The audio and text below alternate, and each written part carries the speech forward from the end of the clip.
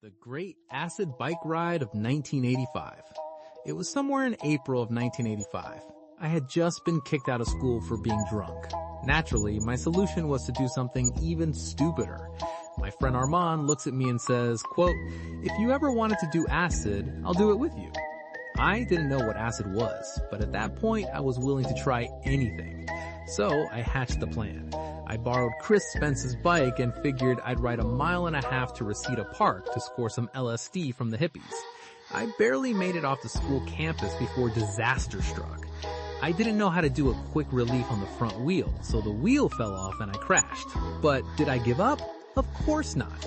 I jammed the wheel back on, didn't quite tighten it, and rode off with a wobbling front wheel like some kind of deranged circus performer.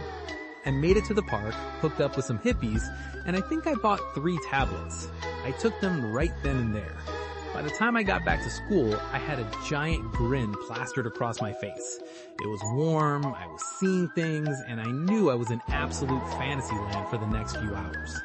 I remember calling this girl Shannon Brown, the most beautiful girl I'd ever seen, who was 2 or 3 grades ahead of me. I told her I loved her. She hung up on me. Classic. Then my dad came home around 5 o'clock, and for reasons I'll never understand, I immediately blurted out, "Dad, I'm on acid." He got right in my face, stuck his fingers down, and started wiggling them toward and away from my face, going, "Where did you get it? Where did you get it?" He was messing with me while I was already tripping. From there, he took me to choir practice at our church.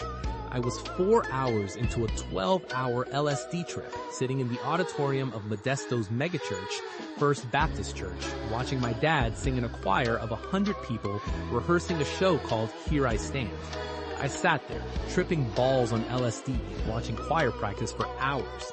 I don't remember anything else about that trip, but I'll never forget going to church on my first acid experience.